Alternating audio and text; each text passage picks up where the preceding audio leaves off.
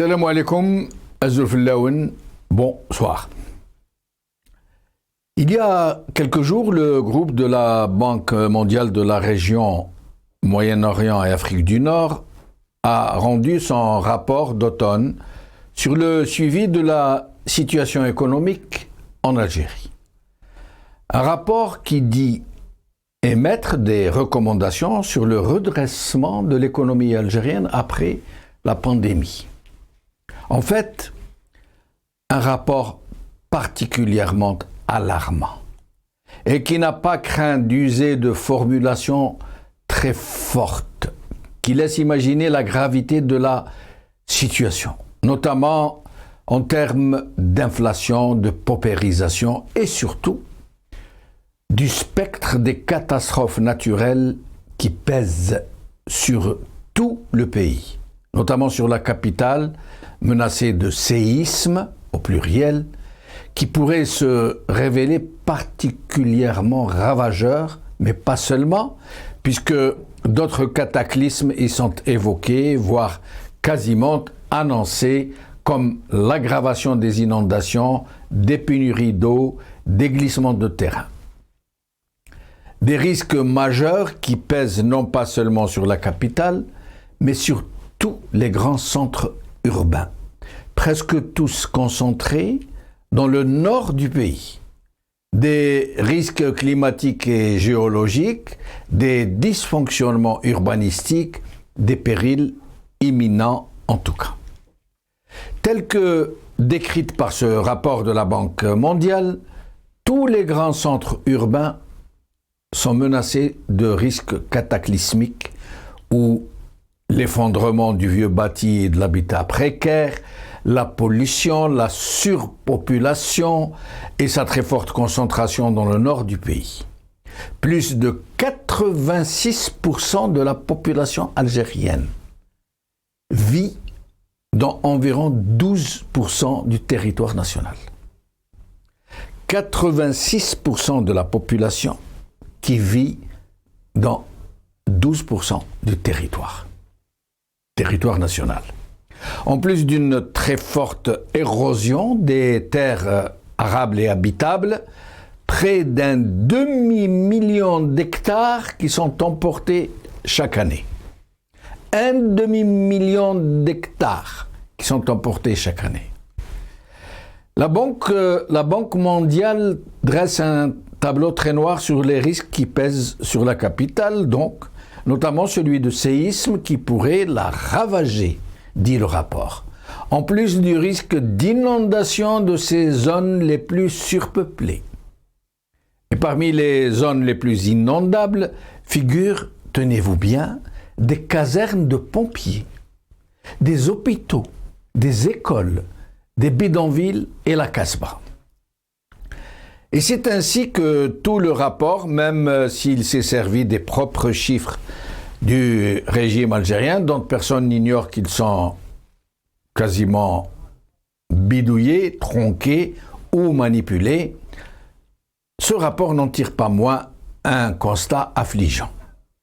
Malgré le ton détaché dont il use pour décrire la situation, la très longue énumération des périls en tout genre qui pèsent sur la population algérienne suggère clairement l'impéritie du système politique, l'anarchie qui distingue sa gouvernance, ou plutôt son absence de gouvernance.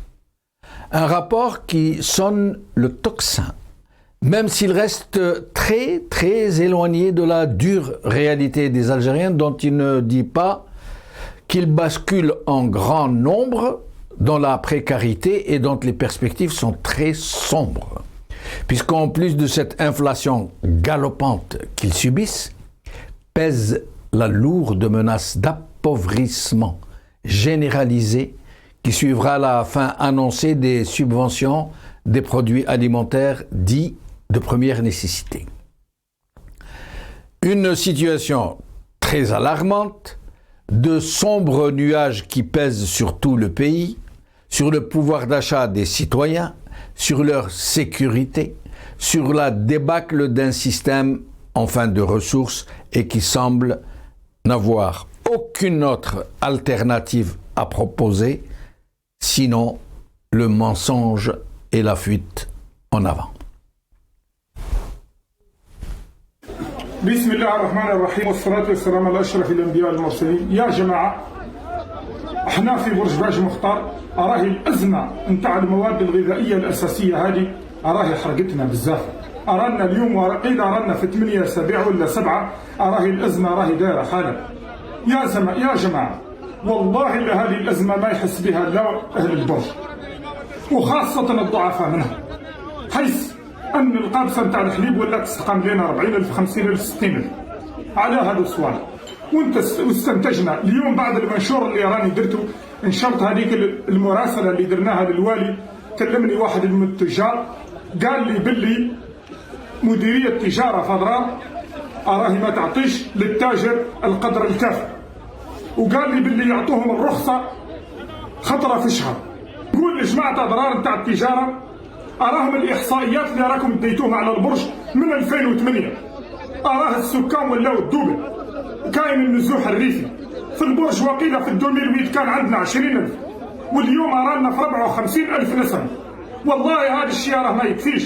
والجمركة هذه نزيدوا نجبدوا على الجمركة، علاه الجمركة وقفت عند رجال. يا أخي الجيري مشات حتى الكيمياويين حتى الفنزواتي، علاه احنا وقفت الجمركة عند رجال. البرج ماشي محسوب من الجزائر ولا واش؟ خلوا لنا الجمركة تجي البرج هنا. أرانا عيينا، أراهم الشوابين ما تلاش عندهم واش يصرفوا. ناس تخلص 800,000 700,000 مليون، وين تطيق تصرف هذا الشيء؟ 5 لتر زيت أقسم بالله العلي العظيم راه يدير 200,000 في البرج. واش دار هذه الأزمة؟ Algérie, rapport alarmant de la Banque mondiale, c'est le titre de notre émission d'aujourd'hui. Et pour en parler, nous aurons le docteur Smaïl Almas, économiste, analyste politique depuis Alger, Adel Jabbar, analyste politique depuis le Canada, docteur Mohamed Lamine Chiban, médecin et militant depuis Ain Blela. Docteur Smaïl Almas, merci d'être avec nous. Bonsoir, salam alaikum Azoul. Merci Si Jamal, ça fait un bail qu'on ne s'est pas croisé. Ça fait un bail, on a essayé de vous joindre. Malheureusement, vous n'êtes pas très disponible, il semble. C'est vrai. Malheureusement pour vous, je travaille, donc je suis désolé. Ah non, alors, heureusement pour tout le monde, hein, des gens comme vous qui travaillent, ça ne peut être que bon pour tout le monde. Marhaba bik, c'est Ismaël. Alors, merci beaucoup. La Banque mondiale vient de rendre un rapport, dit rapport d'automne, très alarmant, surtout en matière de cataclysmes naturels, de catastrophes naturelles, de séismes, d'inondations dont il nous parle, mais en des termes très, très alarmants. Ça fait vraiment peur, au point où nous avons été un peu gênés pour ne pas passer pour des Cassandres, des alarmistes, tellement ce qui est annoncé, ce qui est prévu fait peur. Et puis aussi l'aspect économique des choses, non seulement dans ce rapport, mais de tous les échos qui nous parviennent, où on parle de très nombreux compatriotes, de très nombreuses familles qui sont en train de verser, non pas dans la précarité seulement, mais dans la misère. L'inflation galopante, les gens qui n'ont plus les moyens, des liquidités qui sont rares. Smaïl Almas, d'abord une première impression. Écoutez, c'est Jamal, je crois que avant de parler du rapport de la Banque mondiale, moi je suis beaucoup plus sensible à l'intervention de notre frère citoyen de Tamanrasset, un appel de détresse que vous avez reproduit là avant mon intervention, où il est clair que nos frères et nos amis du Sud, notamment dans la région de Tamanrasset, subissent une situation Celui qui parlait à un instant est de Borj Baji Mkhtar. Ah pardon, Borj Baji Mkhtar, oui, enfin c'est la même situation ailleurs aussi. Absolument. Que ce soit Borj Baji Mkhtar, Tamanrasset, et même tout le reste, le reste du territoire national. Tout le monde se plaint de la situation, tout le monde se plaint de cette inflation galopante qui n'est pas malheureusement prise en charge. Tout le monde se plaint de se laisser aller sur le plan économique, notamment après avoir subi une perte énorme en termes de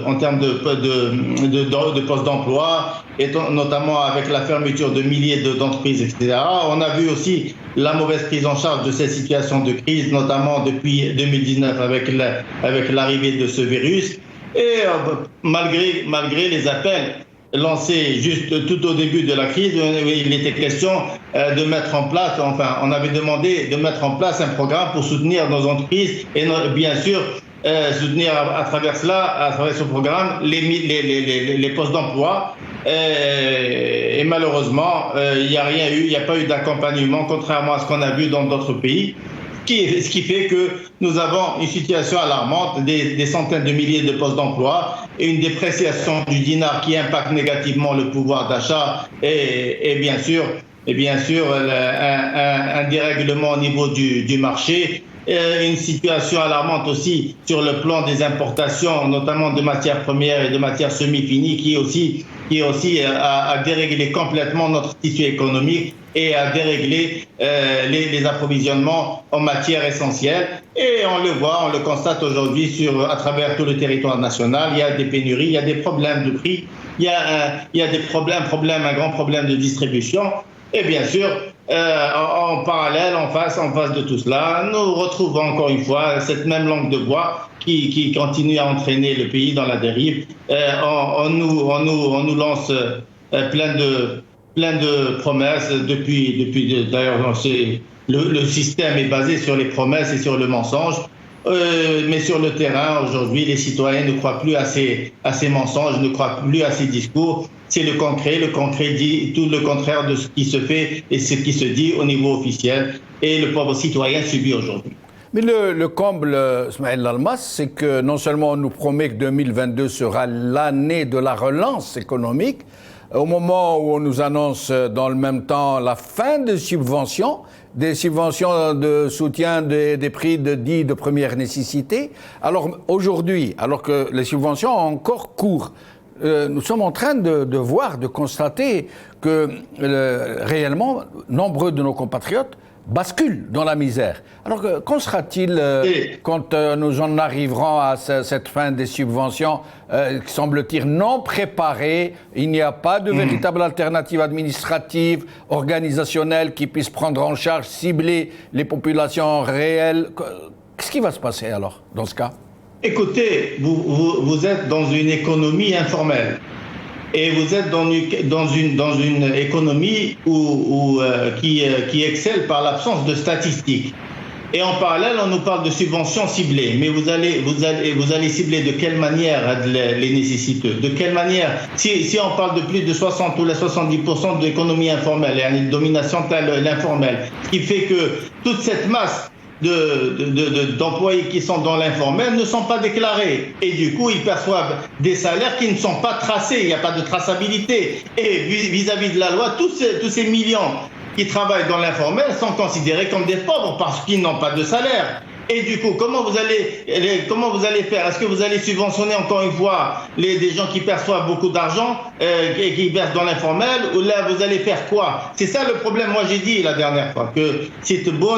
S'il s'amuse à appliquer la levée des subventions à partir de janvier 2022, c'est-à-dire dans une semaine, je pense que ça va être suicidaire pour lui et pour le système en place. Et en même temps, on va voir aussi une situation dramatique sur le front social. Vous avez déjà des citoyens qui ont du mal à boucler leur fin de mois, qui ont du mal à résister à cette flambée des prix. Et si on s'amuse encore une fois avec tout cela à lever les subventions, vous allez avoir quand même une bonne partie de la population qui va verser dans la pauvreté. Et bien sûr, quand on n'a pas de quoi remplir le réfrigérateur pour nos enfants, vous allez voir que le père de famille va se comporter autrement et il va plus verser dans le cadre du civisme et du pacivisme. Il va passer à autre chose. Non, on ne veut pas cela. On veut pas verser dans la violence, on veut pas verser dans ce qui n'est pas constructif pour le pays. Et nous allons y revenir. Nous allons y revenir justement sur ces points en particulier. Nous allons regarder quelques images avant de recevoir Dr Mohamed Lamine Chibane depuis l'Algérie. Puis nous continuerons à en discuter. Alors quelques images. بالنسبة للطريق طريق ينفع ولكن الحل النهائي راه في السكة الحديدية كان فيه برنامج والدراسة حبست في عين صالح وتواصل دراسة حتى يوصل لطمر راسد ويدخل لنيامي. Alors là, il nous parle quasiment de TGV qui partira de Tamarrasset. Comme ça, hein, c'est son programme, c'est avant son élection. Mais continuons de regarder la réalité, mais regardons-la en face, c'est telle qu'elle est réellement. Des gens du Sud, toujours.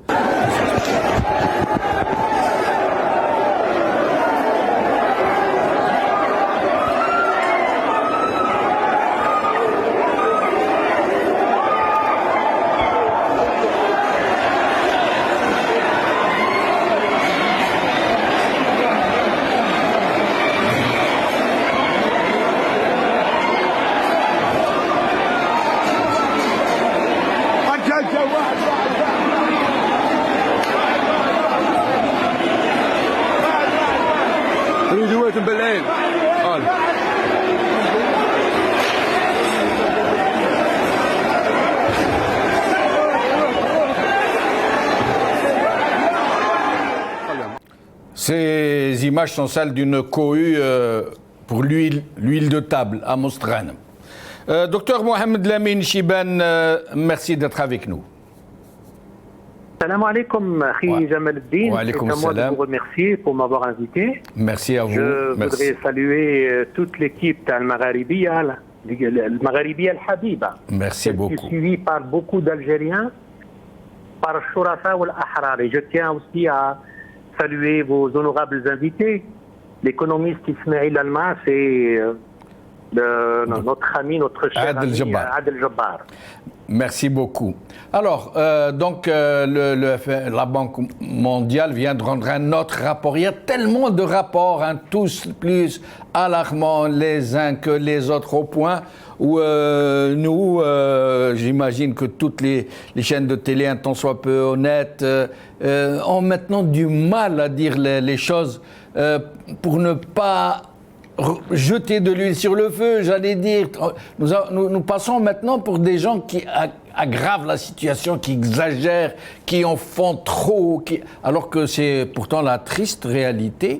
Mais il n'y a pas que ces rapports. Ces rapports, malgré leur ton très alarmant, restent très en deçà de la dure réalité des Algériens, et pire encore, de ce qui est annoncé, de cette crise économique qui déboule vraiment à grande vitesse et qui menace de plonger beaucoup de nos compatriotes dans la précarité. Docteur Mohamed Lamine Chibane. Oui, c'est Jamal Eddine, je suis tout à fait d'accord avec vous. Et là, c'est un spectacle désolant à la veille de l'année 2022, très honteux. Ça me fait rappeler le Venezuela. Maintenant, les chaînes pour l'huile. Alors, vous imaginez ce que nous craignons comme dégâts pour la transmission du virus. Et puis, nous récoltons ce que nous avons semé. Alors, les faillites, la faillite du système politique et économique, la gestion catastrophique, les grands scandales financiers qui n'ont jamais été élucidés, le scandale Sonatrach, le scandale d'Air Algérie, le scandale de Khalifa, qui jusqu'à présent qui perdure. Hein, on ne connaît pas les dessous. Et bien voilà, beaucoup de ministres sont dehors. Hein, ils ont pillé l'Algérie et ils laissent maintenant le peuple algérien, voilà, s'entretuer pour 5 litres d'huile. Nous avons appris récemment, malheureusement, le décès d'une femme. Et vraiment, c'est inconcevable que l'Algérie du pétrole, l'Algérie du gaz, le grand pays, l'Algérie, heureux les martyrs qui n'ont rien vu. Heureux les martyrs qui n'ont rien vu. C'est tout ce que je peux dire, cher ami Jamal Eddine. Restez avec nous. Nous allons encore voir un monsieur. Je ne sais pas pourquoi, moi, personnellement, il me rappelle Ammar Ghoul. Il est dans la même posture, à nous mentir, à nous montrer, à nous faire passer des vessies pour des lanternes, à aller à contresens de ce que nous voyons de nos propres yeux. Écoutons-le, ce monsieur.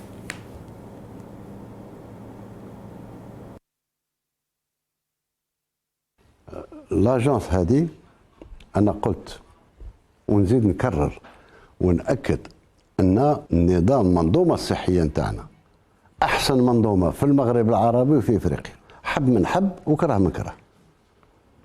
وكانت وليده رؤيه نتاع حمايه المواطن، الطب المجاني مثل ما كان الطب مجانيه التعليم مثل كذا.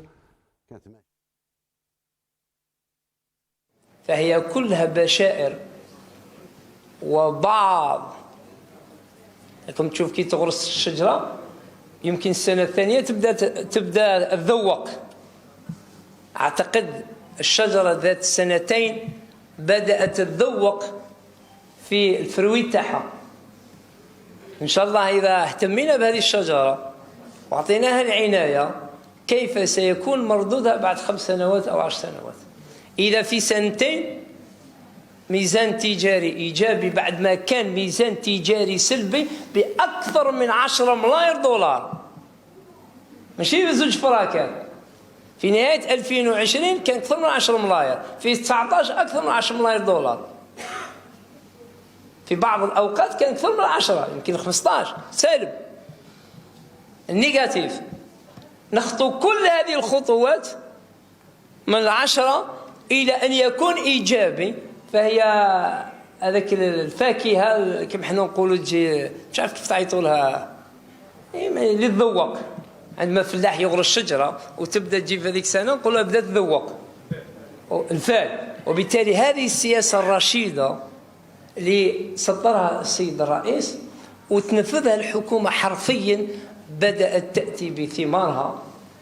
إذا زدنا درنا اليد في اليد وخدمنا كرجل واحد، أعتقد بأن مستقبل هذه الشجرة ستكون ثمار كثيرة وغزيرة. 4.5 ميزان تجاري إيجابي، أنونغومون في سجلات تجارية، نسبة الناتج الداخلي الخام كتطور 6.2. هذه السياسة الرشيدة للسيد الرئيس والتطبيق الحرفي والسليم والسديد للحكومة بدأت تظهر هذه الثمار. وبالتالي نحن هذا اليوم والمعرض الغذائي هي شكل من أشكال اعتناء بهذه الشجرة. احنا مش قلنا لا روحي الشجرة كبري وحدك، لا، أنا نعتني بها، نعطوها كل واش تحتاج هذه الشجرة، سواء في قطاع التجارة، الصناعة، الفلاحة، الخدمات، كل الوزارات، باش إن شاء الله Pardon de ne pas avoir été jusqu'au bout, c'est insupportable. Adel Jabbar, merci d'être avec nous.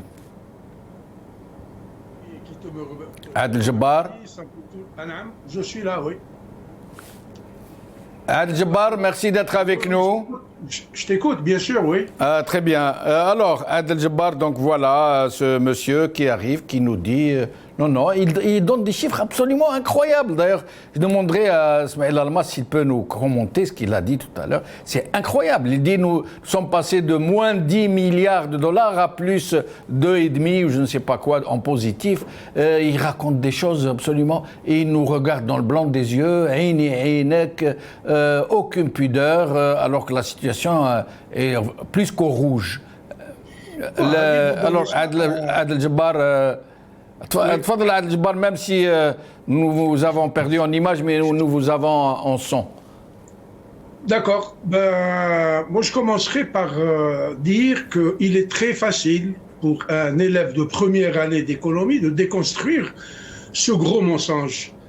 Si aujourd'hui nous avons une balance commerciale qui serait positive, moi j'ai pas les chiffres, c'est lui qui le dit, c'est dû au fait d'une simple opération, on a contracté, on a compressé, on a réduit les importations. Point à la ligne. Et les prix du baril ont augmenté. Non, mais il ne faut pas en parler du tout. Il n'y a pas d'économie en Algérie. L'économie algérienne est une économie de bazar. Monsieur Lalmas parlait d'économie informelle. Moi, c'est l'économie des conteneurs. On ne produit strictement rien. Nous importons pratiquement tout. Donc, si les prix des hydrocarbures et pétrole et gaz augmentent, ça n'a absolument aucune incidence sur la vie des Algériens parce que les investissements sont réduits à leur peau de chagrin, à presque zéro. Une économie, on l'a bâtie sur deux choses. Un, l'investissement productif ou la consommation. Or, aujourd'hui, la consommation n'existe pas, les investissements productifs n'existent pas. Et donc, c'est encore une fois un leurre. Moi, quand j'ai écouté, je vais commencer par son patron, on lui dit une chose, l'économie ne se change pas par décret. Aujourd'hui, on est en train de vouloir nous faire rentrer dans la tête qu'il est possible, grâce au programme du président, que nous sommes en train de blablabla et nous sommes sur la bonne voie. On dirait que les instructions, il suffit de donner des instructions pour que tout change. On a l'impression que les instructions de Kedbon, c'est mazmzm, c'est de l'eau bénite. Une fois que vous prenez un verre, vous allez sentir, au lieu de la pauvreté, donc de l'euphorie, de la richesse, de l'aisance, etc. Ce n'est pas comme ça que ça se passe. Les Algériens ne sont pas des abrutis. Ils savent, ils sont en train de vivre la misère chez eux. Et on reviendra tout à l'heure. Quant à ce monsieur-là, qui joue à Ève, à Adam, il nous parle d'un arbre, un pommier. Il faut qu'il sache que le pommier a produit le fruit de l'humanité qui a été à l'origine du péché originel de l'humanité. Et donc, moi, quand je l'écoute, j'écoute ce monsieur. D'abord, je l'écoute pas du tout. Vous me le faites subir. Et quand on me fait subir des gens de cette espèce-là, je me soumets presque volontairement à une cure d'abrutissement parce que je n'apprends strictement rien. Il parle de tsjil au niveau des chambres, comment il s'appelle, des registres. Pourquoi? C'est le fait d'avoir des tabours comme ça, des chaînes comme ça, au niveau des bureaucraties pour le registre de commerce que khlas proche de la main. Encore une fois, les Algériens ont pris l'habitude de dire nous sommes le seul pays au monde. Quand je vois ces chaînes et ces horreurs-là des Algériens en train de se tuer pour un bidon d'huile, je me dis, encore une fois, l'Algérie est une exception dans cette planète-là, parce que même avec l'huile, rien ne baigne. Rien, même si vous leur donnez de l'huile, rien ne baigne.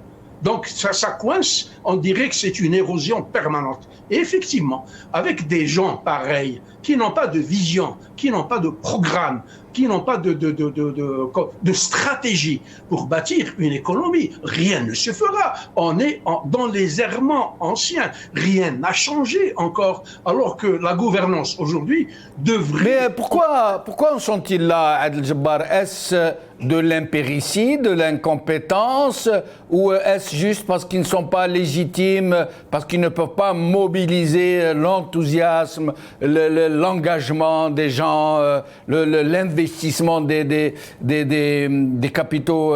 Pourquoi, à votre avis, ils sont dans une telle impasse?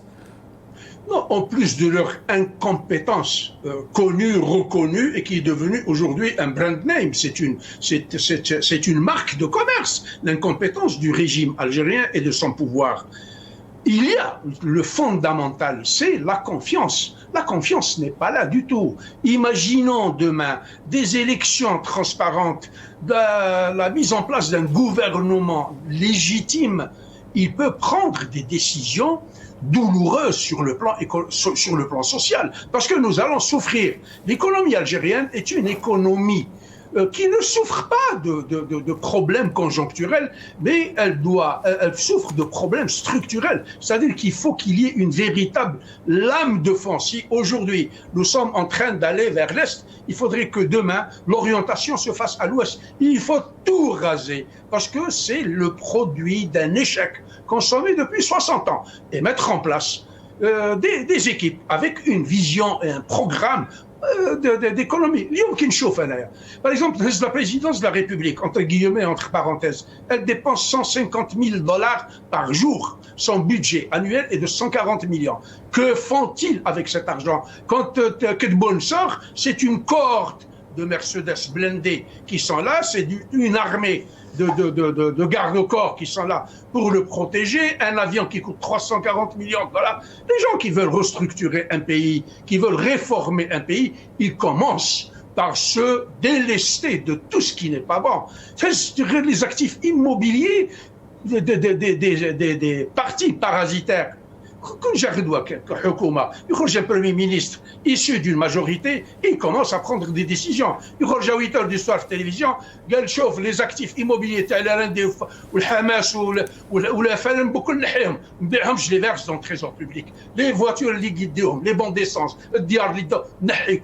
je vais les déposséder. Celui qui veut faire de la politique, il dit le parti politique selon un régime déclaratif, pour lever des financements de militants. Moi, je suis Sénat, le bureau Tao, où il reçoit un chèque de 100 ou 200, 300 millions chaque semaine ou chaque mois, je ne sais pas combien on leur donne. Donc, si on veut réellement réformer ce pays-là, il faut commencer par l'eau. Je trouve un génie extraordinaire. Il dit que droge tire comme une faux. C'est-à-dire avec un bidon d'eau, sur 50 étages, le bidon, par l'effet de la gravité, il va nettoyer tous les escaliers. Or, eux, le problème, ils sont en train de dire on va nettoyer l'Algérie par le bas, c'est-à-dire une jeunesse.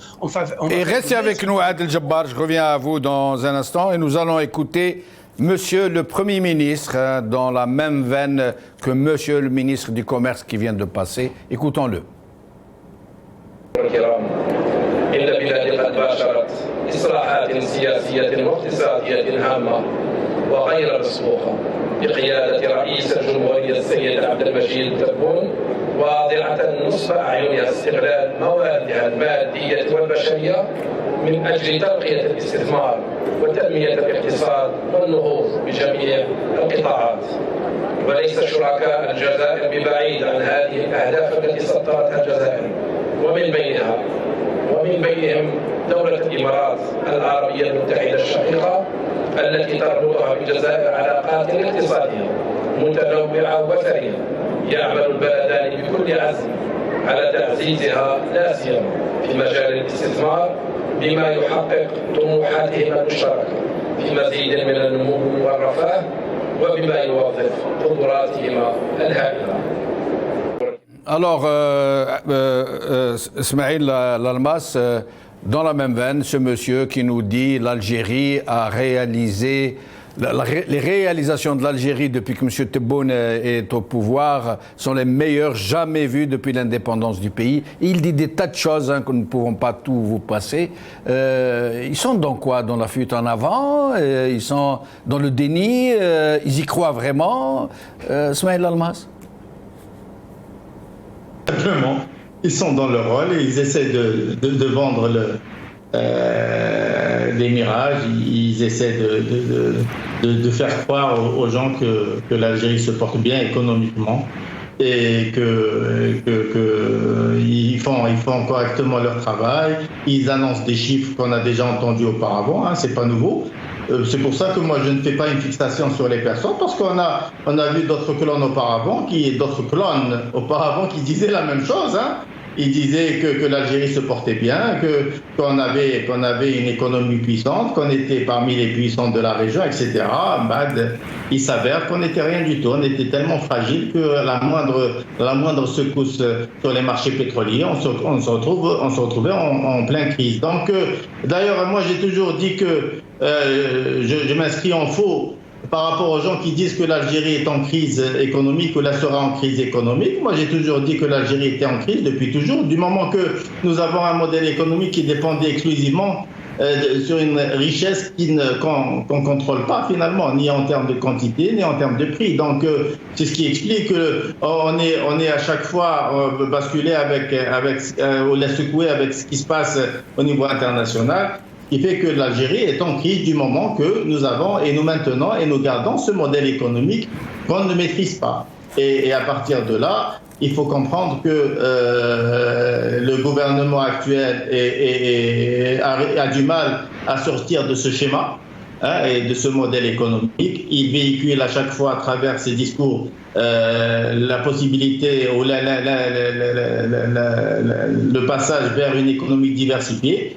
alors que jusqu'à présent, on voit que rien n'a été fait dans ce sens. Et bien sûr, la raison, elle est toute simple, c'est que la diversification de l'économie passerait exclusivement par l'investissement et par la diversification de l'investissement. Et c'est il a bien précisé qu'il n'y a pas d'investissement sans confiance. Le paramètre confiance est un élément essentiel pour le développement économique d'un pays. Je l'ai souvent dit. J'avais dit, j'ai dit qu'il y a le slogan avec No Trust, No Business. No Trust, No Business. Pas de confiance, pas de business. Oui. C'est une logique. Donc s'il n'y a pas de business et l'économie, c'est l'investissement. Et s'il n'y a pas d'investissement, il n'y a pas de développement économique, il n'y a pas de diversification. Et pourquoi il n'y a pas de diversification chez nous? Parce qu'il y a un problème de confiance. Mais quand ils nous parlent, Smaïl Almas, quand ils nous promettent maintenant, comme ils ont dit qu'en 2021, ce sera le parachèvement des institutions. On sait ce que c'est que ce parachèvement. Des élections boudées par le peuple algérien qui ont abouti à des institutions non élues. Et maintenant, ils nous promettent la relance économique pour 2022, alors que c'est comme si ça pouvait se faire sur un claquement de doigts, alors que tout le monde sait que l'Algérie vit, comme vous venez de le dire, d'une mono-ressource, qu'elle ne contrôle même pas, que même ce qui est produit en Algérie, si on décortique les intrants, tout est importé. Par exemple, nous produisons du poulet, mais en réalité, nous produisons du poulet avec des intrants totalement ou quasi totalement importés. Un exemple. Comment ils peuvent relancer comme ça, en une année, une économie à ras terre qui ne repose sur rien de logique, sur rien de prometteur, sur rien d'organisé, de structuré? Vous avez tout résumé, Sidi Jamel. Effectivement, l'économie ne croit pas au discours, ne croit pas aux paroles, ne croit pas aux mensonges, ne croit pas aux promesses. L'économie croit au palpable, au réel. Une économie, c'est comme une voiture, il est souvent dit. Il faudrait des moteurs, il faudrait tous les ingrédients, les paramètres nécessaires pour faire marcher le véhicule. Et l'économie, c'est ça, il faut des moteurs pour la booster. Et parmi les moteurs, il y a l'investissement. Mais l'investissement, il est étroitement lié aux paramètres confiance. Et la confiance, malheureusement pour eux, est liée aux aspects politiques. S'il n'y a pas de démocratie, s'il n'y a pas de liberté, si les Algériens ne vont pas se hisser au grade de citoyens, s'ils ne sont pas impliqués dans la gestion et dans les choix des programmes et des personnes dans leur pays, eh bien ils ne vont pas s'impliquer, ils ne vont pas se sentir concernés par ce qui se passe dans leur pays. Et à partir de là, ils ne vont pas déployer leurs investissements, ils ne vont pas mettre sur la table leurs économies pour justement s'impliquer dans la relance, dans le développement économique du pays. Et c'est pour ça que je dis ils peuvent promettre ce qu'ils veulent, ils peuvent ramener qui ils veulent, ils peuvent nous dire n'importe quoi, ils peuvent mettre en place les meilleurs discours du monde, mais personne ne va croire qu'on peut, ne va croire que l'économie peut éventuellement être développée ou la diversifier sur la base de ce qu'ils disent. C'est pour ça que j'ai souvent dit qu'il faut penser, il faut passer par le règlement de la crise politique avant d'aller vers le développement, avant de penser au développement du pays ou au développement économique. Restez avec nous. Maintenant, je reviens à Sidi Jamel. Oui. Jamel, 2 minutes sur l'image que j'ai vue avec ta zit ou les chaînes zit ou zgi ou la zit, etc. Écoutez, ça, c'est l'image que le pouvoir veut donner de ce pays, de ce peuple. On n'est pas comme ça, Sidi Jamel. L'Algérien n'est pas comme ça. L'Algérien, c'est هذاك اللي شفتو في الحراك. Ce sont les populations civilisées et qui respectent l'environnement, qui nettoient après chaque hirak, après chaque marche, qui est là, qui soutient son frère, etc. C'est ça l'Algérien. C'est pas هذاك الموسخ اللي يوريوه ولا هذاك اللي يجري مور قرعة تاع الزيت. Ça, vous pensez que le ministère du Commerce n'a pas suffisamment de structures pour organiser la distribution d'un produit qui est en pénurie? Il y a des structures, il y a plein de soukh fermés, il y a plein de locaux militaires, le ministère du Commerce fermé. Mais ils veulent nous montrer l'image de l'Algérien qui fait les chaînes pour avoir une bouteille d'huile. Vous pensez qu'ils veulent délibérément un peu de pommes de terre. C'est ça, c'est ce qu'ils veulent. Ils veulent casser l'Algérien. Ils veulent nous rendre, minimiser, nous réduire à cela. On n'est pas comme ça. L'Algérien n'est pas comme ça. C'est ça la réalité. On n'est pas comme ça. L'Algérien, c'est هذاك في الحراك اللي مشاو de façon pacifique, اللي نقاو كي خرجنا من les marches. هذاك les millions d'Algériens اللي ما كسروش, اللي ما حرقوش, qui ont respecté les consignes tal pacifisme, qui ont tout fait pour donner une très très belle image de la société algérienne. Et là, يجيو هذا الناس هذو pour casser tout ce qui a été construit par le Hirak, pour casser la belle image de l'Algérien et de la société algérienne. On n'est pas هذوك اللي يجريو ملهوفين. Mais bien sûr, le père de famille, qui مسكين عنده 5 ولا 6 دراري, ما عندوش زيت, ما عندوش وشي يوكل ولادو. C'est normal qu'il est obligé de courir pour avoir sa bouteille d'huile ou un peu de pommes de terre pour ses enfants. C'est normal. Mais ça, c'est le pouvoir qui veut nous réduire à cela. Au lieu de nous balancer des mensonges, allez organiser votre secteur, essayez de travailler un peu au lieu de dire n'importe quoi. L'Algérie peut être autre chose. L'Algérie n'est pas à sa place. L'Algérie, normalement, c'est la Chine de l'Afrique. L'Algérie, c'est autre chose. Nous avons tous les moyens pour être un pays émergent. Nous avons notamment la ressource humaine. On a la qualité. Moi, je suis sur le terrain, le bureau. Je suis sur le terrain, je croise les experts, je croise les économistes, je croise les cadres, je croise plein de monde dans ce pays et à l'extérieur. Nous avons de la qualité, nous avons de la compétence pour justement construire le pays. Mais qu'ils partent, il faut qu'ils partent. La confiance ne peut pas revenir du discours. La confiance va commencer déjà, va revenir, va s'installer avec le départ de ces gens-là qui sont derrière tous les scandales que nous avons eus, qui ont terni l'image de l'Algérie. C'est la vérité. يا اخي هما اللي قالوا الناس سرقت وخربت وكلات البلاد وكيفاش دركا avec qui on va travailler comme ça avec les Émirats arabes ou là avec qui avec la Corée du Nord c'est avec ces gens-là qu'on va développer le pays il ne faut pas nous prendre pour ce qu'on n'est pas. Donc, moi je dis qu'il est temps de penser à l'Algérie. Il est temps de penser à mettre en place un autre schéma. Là, c'est le système Adam. Il ne peut plus apporter quoi que ce soit. Il va nous apporter les chaînes aux zét, ou le halib, ou les conseils de ministres pour le lait, pour la patate et pour le poulet. Et c'est tout ce qu'il peut apporter ce système. Ou là, c'est le halal, t'as le prix, t'as le pétrole. Ou là, chez les bananes, ou la bataille. C'est les chaînes et c'est les trucs. Donc ça ne peut pas continuer. Et restez avec nous, Smaïl Almas, et nous allons écouter ce que vous répond M. Tebboune. بلادها يأمنوا بالقدرات تاع الغير هما دايرين روحهم ما الجزائر قوة ضاربة العالم كله معترف بالجزائر إلا بعض الجزائريين تلقاهم نهار كامل هما يقزموا في البلاد نهار كامل هما ينتقدوا نهار معليش الانتقاد بلاه الانتقاد البناء يخليك يعني تفوت المراحل الأخرى. Et regardez cette image qui est une forme de réponse à M. Tebboune.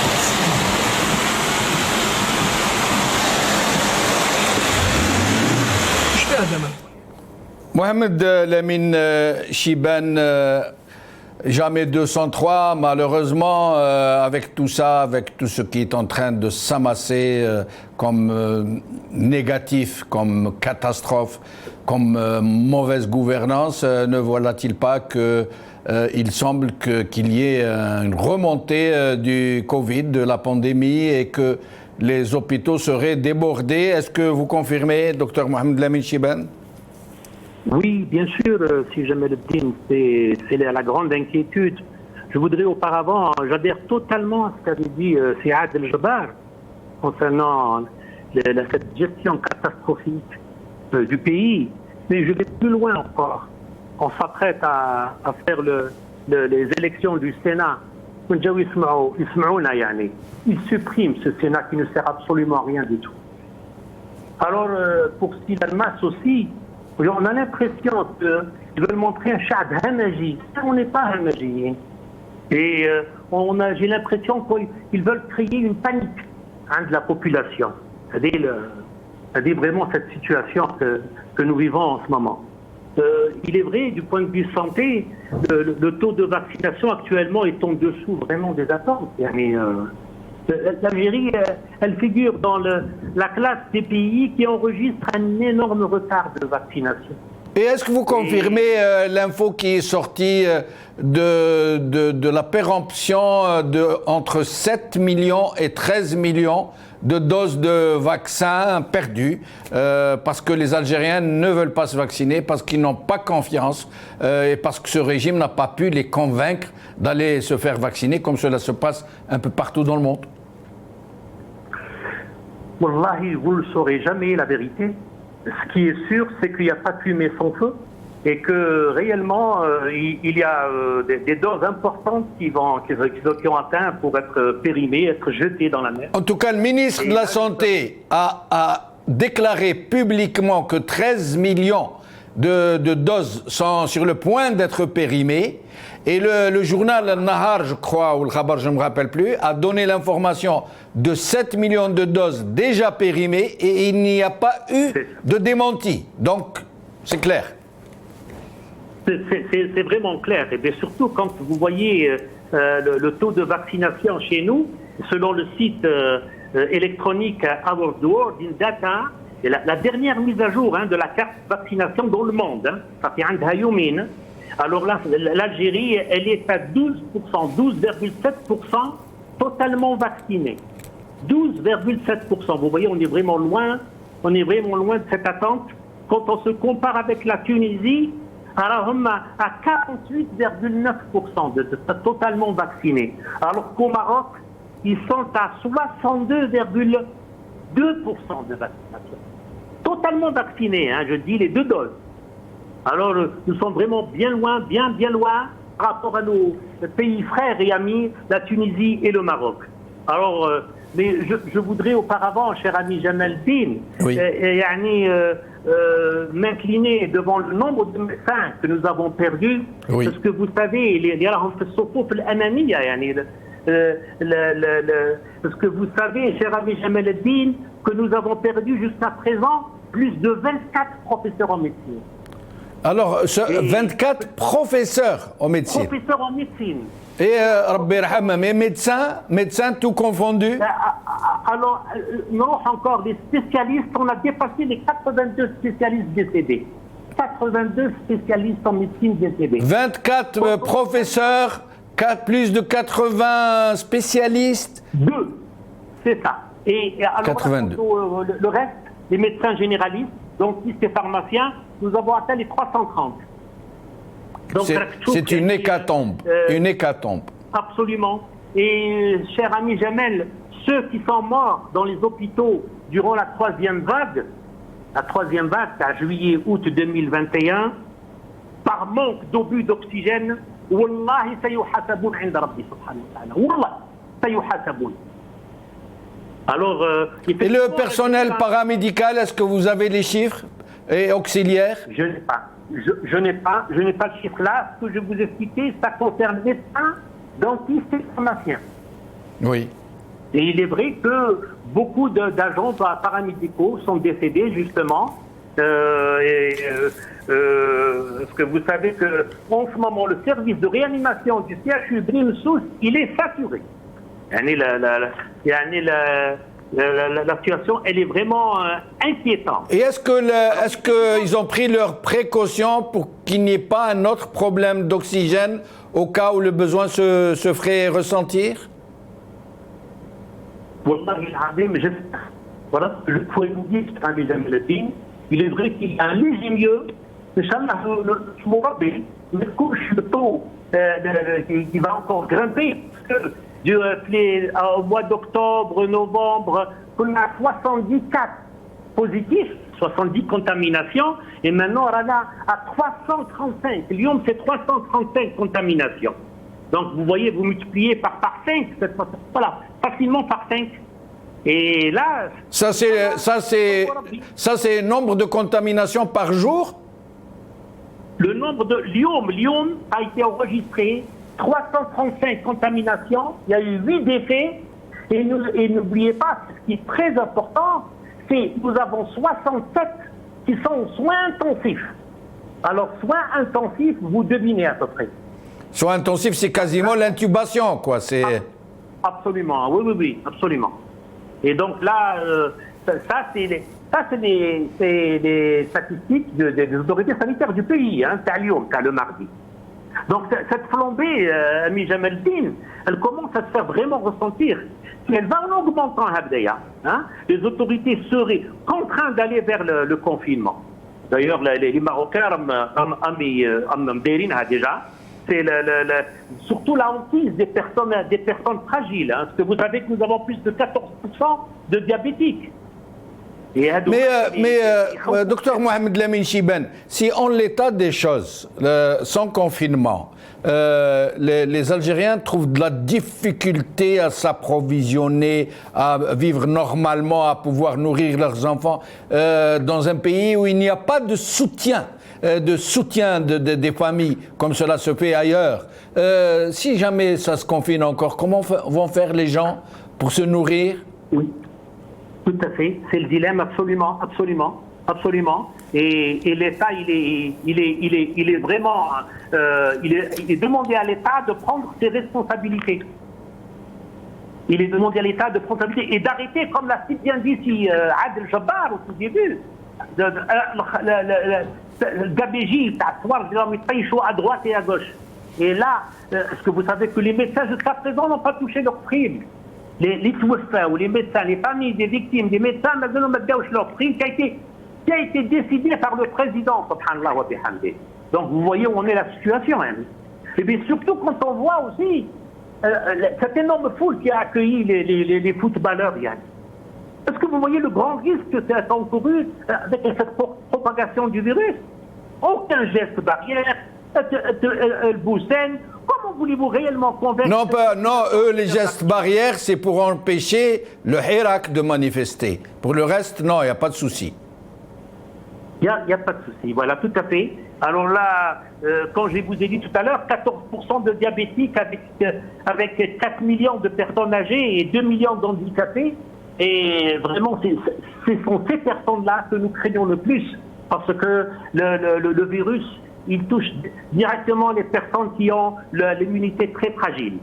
Et là, encore une fois, je tiens à saluer tous les médecins qui ont vraiment fait leur travail avec beaucoup de dévouement et qui continuent donc à payer un lourd tribut, cher ami Jamel. C'est tout le pays qui les salue et qui les remercie pour leur engagement. Merci. Restez avec nous, docteur Mohamed Lamine Chibane. Smaïl Almas, j'ai une question pour vous, une question vraiment technique, vraiment.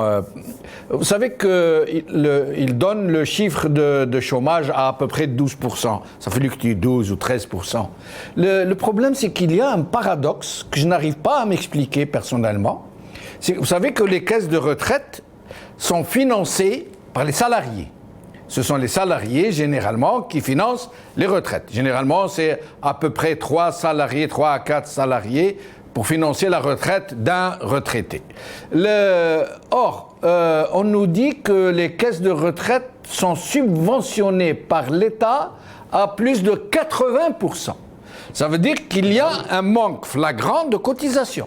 Donc il n'y a pas 12% de chômeurs dans ce cas. Non, et c'est clair.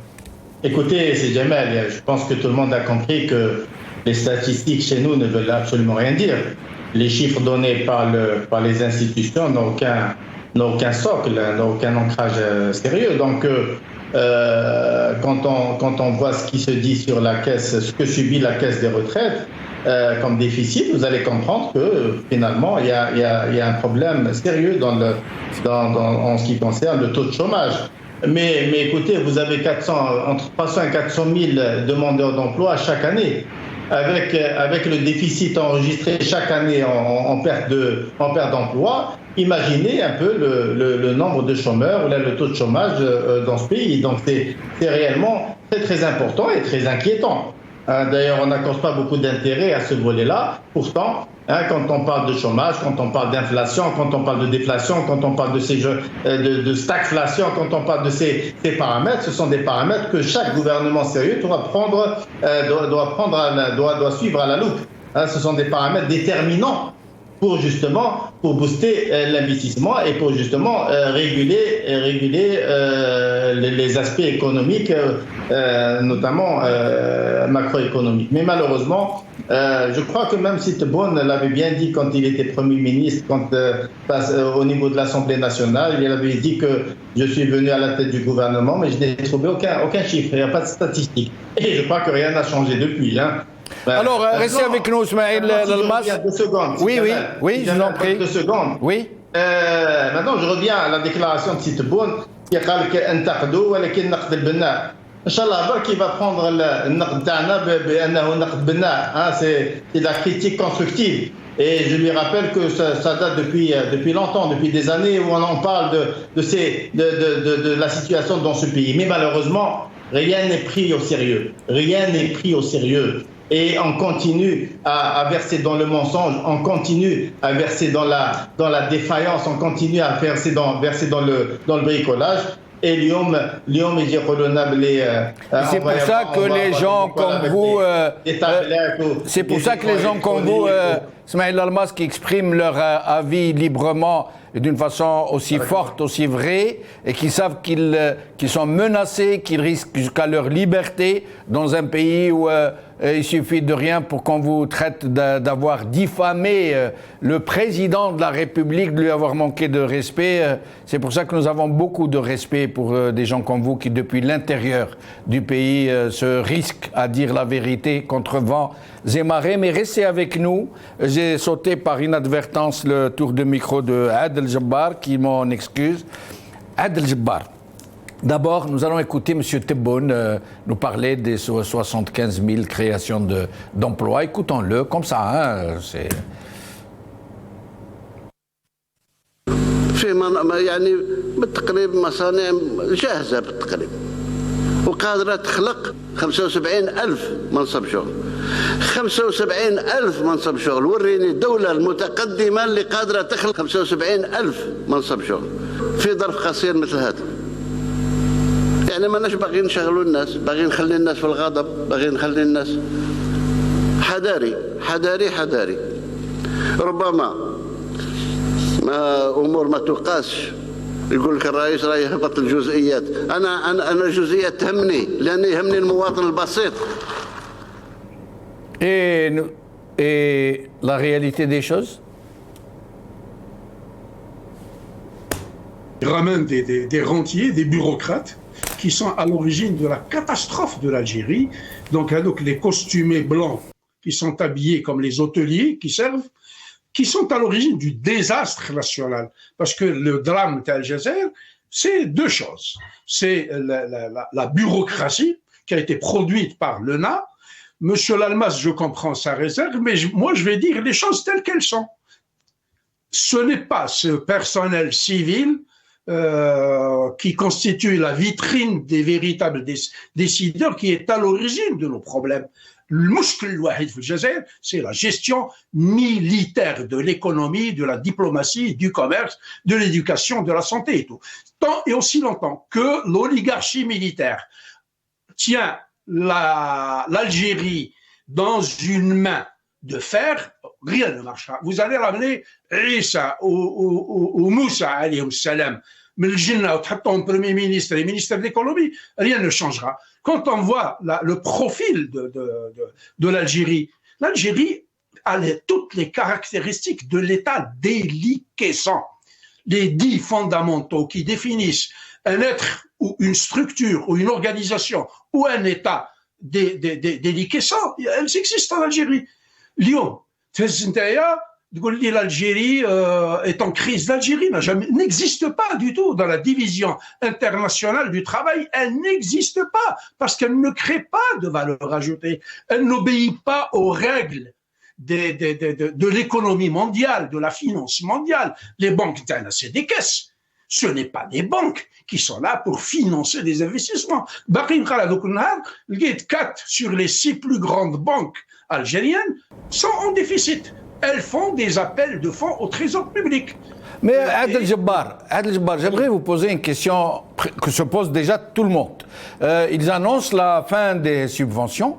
Tout le monde sait que c'est quasiment le peuple algérien, toute la société algérienne qui en profite et beaucoup de gens ont été d'accord parce qu'il y a aussi beaucoup de gens qui n'en ont pas besoin et qui en profitent plus que les couches les plus défavorisées. Je donne un exemple. Par exemple, pour le sucre, ceux qui en profitent le plus, ce sont les usines de gaufrettes, les usines de bonbons, les limonaderies et j'en passe. Pour l'huile, c'est pareil. Pour la farine, c'est pareil. Mais le problème est que pour cibler les populations qui sont nécessiteuses réellement, et pour leur donner cet argent directement, il faut toute une infrastructure, toute une organisation. Et en plus, il faudrait que ça puisse se faire progressivement pour apprendre en marchant. Or, eux, ils décident d'arrêter d'un coup et de distribuer directement alors qu'ils n'ont ni l'expérience, ni l'organisation, ni la compétence, ni les moyens de pouvoir le faire. À votre avis, s'ils arrêtent les subventions sans avoir l'alternative à côté de pouvoir cibler les familles qui sont dans le besoin, comment ça va se passer? Bon, et qui te dit qu'ils vont réellement verser de l'argent aux gens? Moi, je ne les crois pas du tout. Ne leur est-il pas arrivé de bloquer des marchandises qui sont au port, dont les lettres de crédit ont été encaissées par les fournisseurs, et ils séquestrent des marchandises qui sont en Algérie, qui sont intégralement payées par les Algériens, et puis on rentre dans le micmac qu'ils savent connaître pour commencer à faire de la pression et du chantage aux importateurs, pour leur dire payez la dîme, sinon vous ne sortez pas. Ça ne change rien au problème. Je dis une chose, un État comme ça, c'est pas un État pour moi, c'est un État des lieux, parce qu'il est géré par des arrivistes, des opportunistes et des incompétents. Ils n'ont pas été fichus de gérer Fatah al-Mdan à des niveaux décentralisés. Auront-ils la compétence, l'expertise, le savoir-faire et refaire pour gérer un pactole de 19 milliards de dollars? Je vois d'ici où ces 19 milliards de dollars vont aller. 2. Ce qui ne va pas du tout changer dans la situation en Algérie, c'est que les importations restent les mêmes. Les graines, ils achètent le café, ils achètent le thé. Donc rien ne change en termes d'input, en termes de dépenses vis-à-vis de l'étranger. Et c'est là le nœud gordien du problème algérien. Il faut une véritable réforme sur le commerce extérieur en Algérie pour couper les relais de la bureaucratie. Monsieur Lalmas parlait tout à l'heure de l'économie en crise ou l'Algérie en crise. Moi je dis l'Algérie n'a jamais été en crise parce qu'elle n'existe pas dans la division internationale du travail. Maintenant ils veulent drainer de l'investissement étranger. Il n'y a pas de confiance parce que c'est un pouvoir illégitime qui risque de sauter d'un moment à l'autre. Et il va sauter, moi c'est ma certitude et ma profonde conviction. Ils n'en ont pas pour longtemps. 2. C'est que sont les fous qui vont venir risquer leur argent. Comme ça, les scores doing business, on est au fin fond des listes, améliorant l'environnement législatif, économique, les textes qui régissent l'investissement, etc., rendant les choses transparentes. Guillaume Jazer est connu pour faire partie du Gotha mondial des pays les plus corrompus du monde. Qui est le fou qui va venir? Moi, je suis algérien, j'ai de l'argent, je vais venir demain investir en Algérie. Pourquoi je vais aller taper dans la porte de ce cinglé qui nous parle de Sejra, etc., pour demander son intervention ou son autorisation? Je n'ai pas besoin de sa gueule. Ici, j'ai mon argent, je fais ce que je veux. Drahmouka, rahmouka. Je n'ai pas besoin de Kedboun, je n'ai pas besoin de son vendeur de pieds de Taljej, des Kharjinat 28 camions, Drapouet, Batum le Mali, etc. Moi, quand je travaillais à l'époque avant ma retraite, je faisais 100 conteneurs.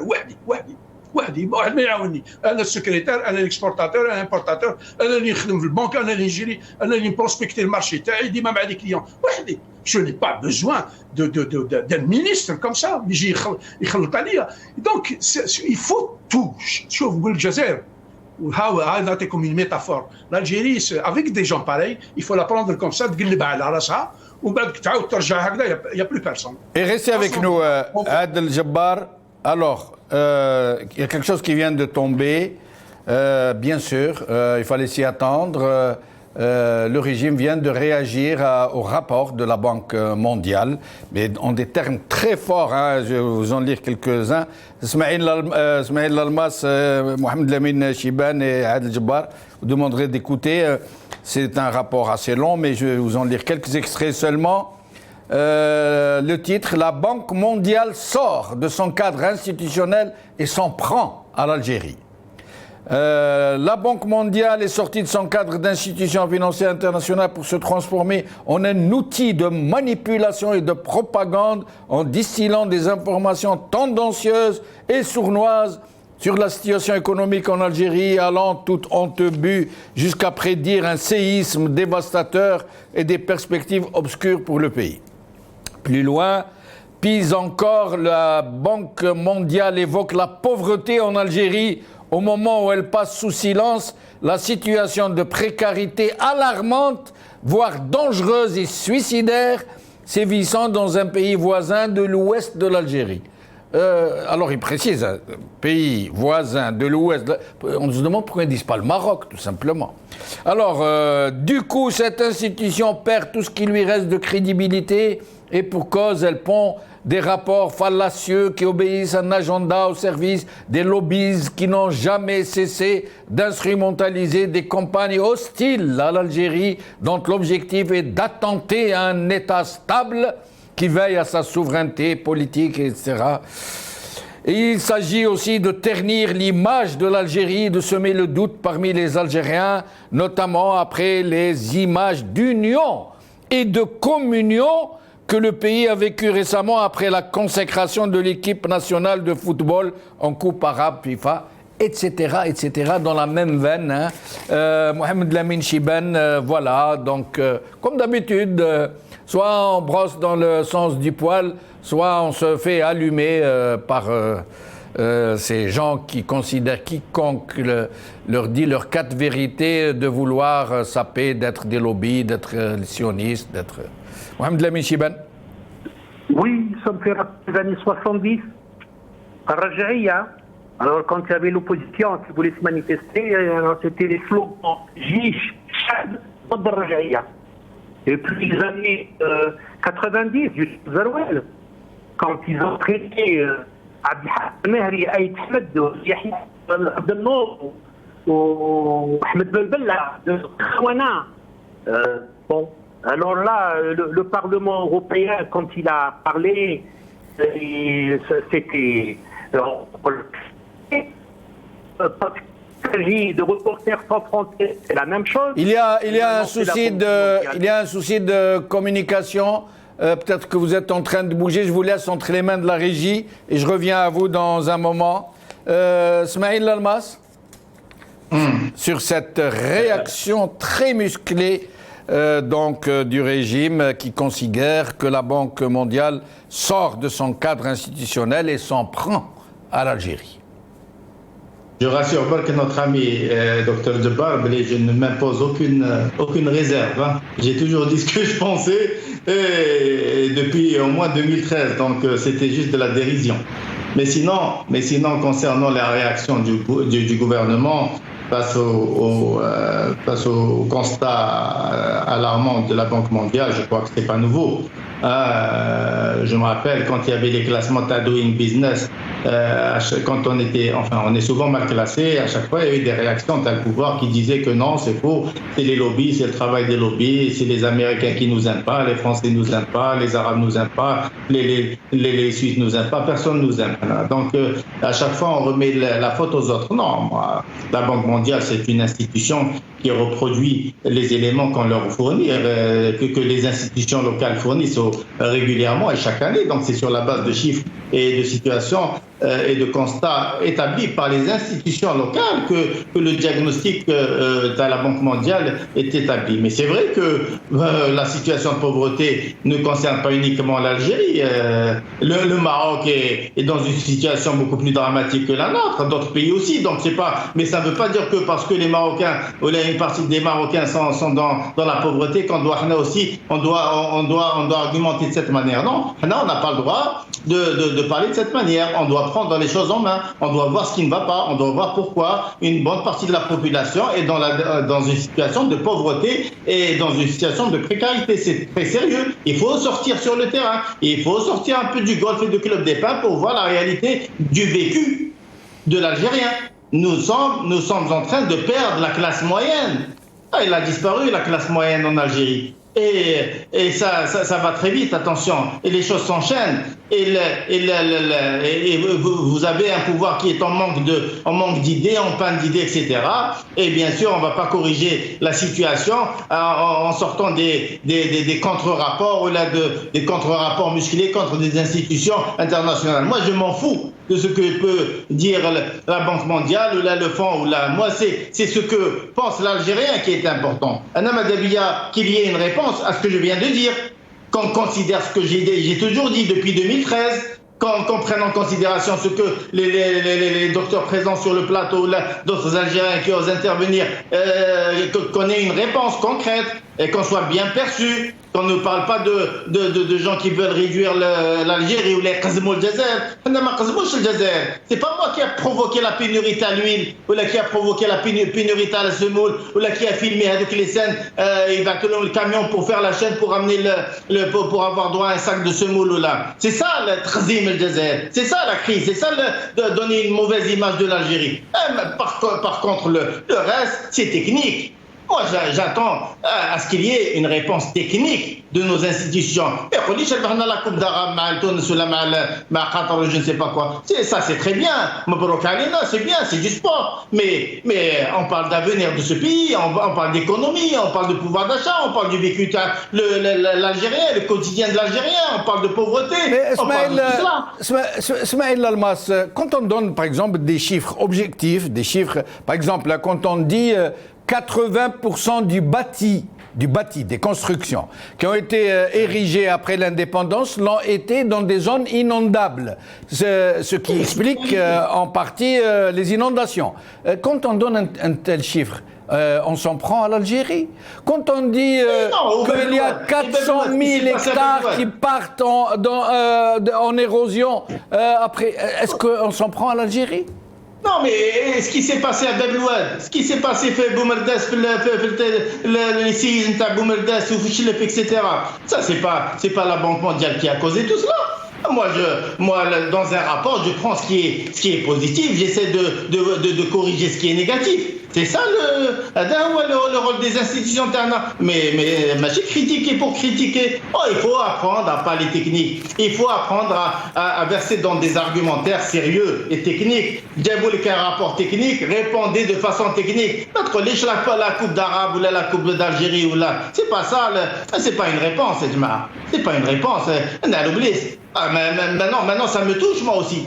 L'Algérien que je suis ne peut pas accepter une réponse pareille. Et restez avec nous, Ismaël Almas, pardonnez-moi, je dois faire tourner le micro, passer le dernier tour de micro.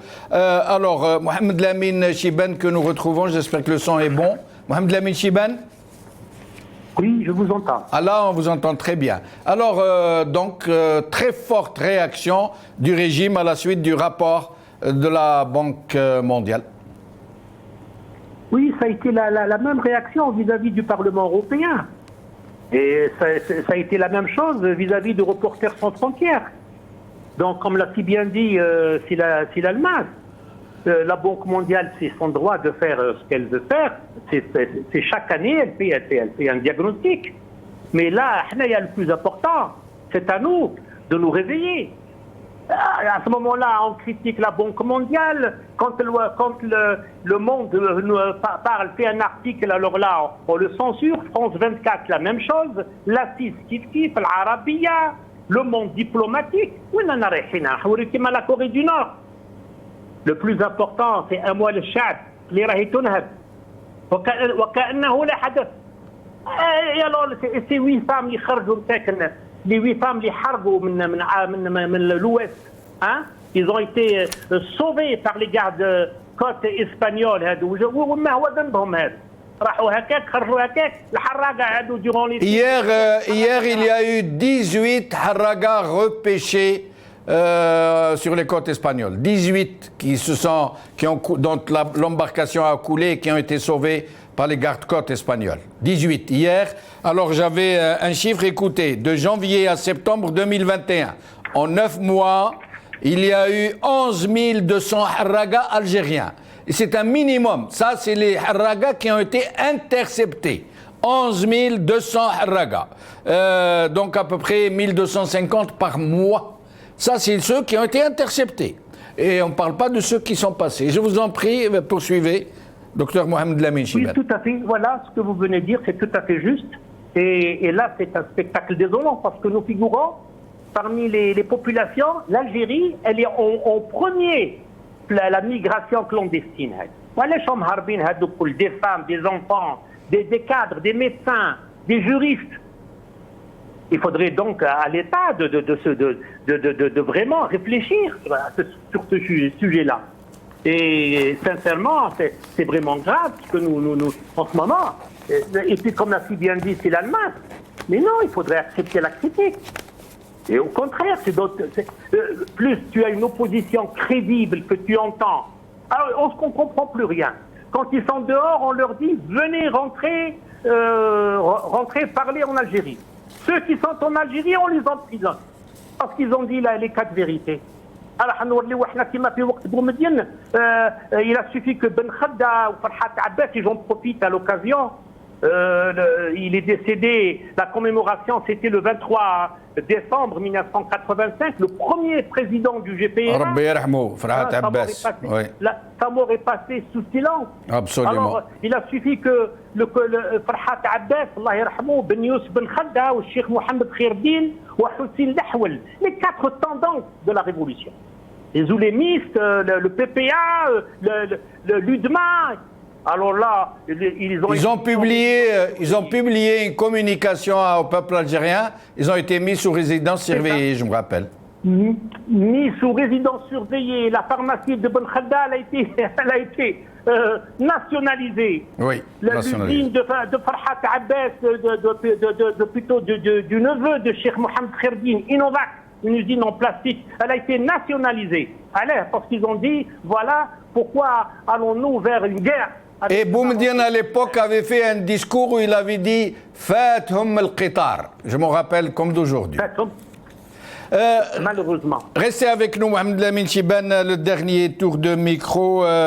Adel Jabbar, donc sur cette réaction de ce régime à la Banque mondiale. C'est des gens qui ont une obsession pathologique à regarder de ce qui se passe au Maroc. Je rappelle à ces petits nickelés-là qu'en 62, le premier jour de l'indépendance, l'économie algérienne faisait 2 fois l'économie marocaine. Aujourd'hui, nous sommes à égalité. On produit à peu près 140 milliards de dollars de PIB. Donc rien n'a changé.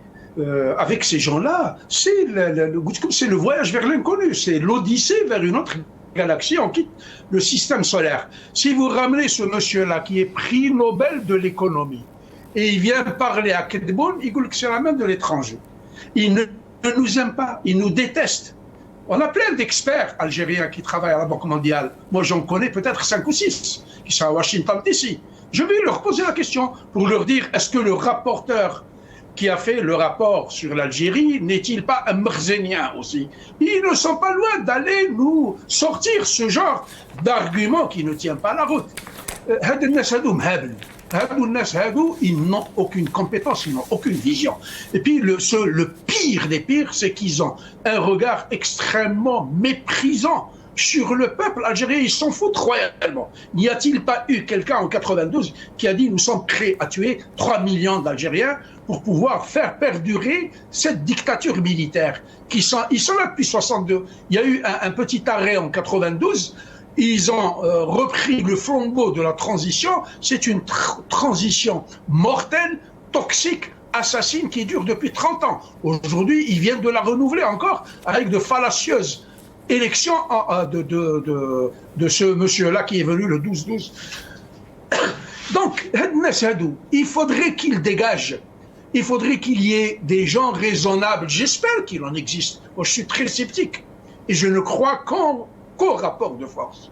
Un véritable rapport de force du peuple, non violent, pacifique, pour mettre un terme à cette eau-là. Monsieur Lalmas parlait des chaînes, des tabours, d'Azit, etc. Ça me rappelle le chapitre sur l'aliénation, qui a été décrite par Karl Marx, qui, en plus d'être un grand économiste, est aussi un philosophe. Je vous donne juste un exemple pour clouer le bec à ces gens-là. Il y a eu une discussion entre deux personnes, un employé et un salarié, donc les rentiers est un système, et quelqu'un qui travaille dans le privé. Et celui qui travaille dans le privé, il dit au salarié, au chèque, il dit, bon, alhamdoulilah, moi j'ai de quoi payer l'essence, il dit, il dit, tu ne peux pas, toi, améliorer ton sort. Non, c'est-à-dire qu'il perd sa liberté au profit comment dirais-je, au profit d'une pseudo-assurance qui lui est offerte par son patron. Et le drame, c'est la construction mentale de ces gens-là. Pour pouvoir prétendre à un poste, il faudrait que tu connaisses quelqu'un. C'est-à-dire que ta vie, ton destin professionnel, ton futur, l'avenir de tes enfants est déterminé par ta relation incestueuse avec un homme. Je me permets de vous interrompre, Adel Jabbar, et je m'excuse auprès de Smaïl Lalmas, de Mohamed Lamine Chiban, de ne pouvoir leur donner le mot de la fin. Nous avons malheureusement débordé sur le temps de l'émission. Nous allons finir l'émission avec ces sorties de M. Chengriha et de la réalité, d'image de la réalité. Merci à vous, chers amis, d'avoir suivi cette émission. Qawala khair, bislama.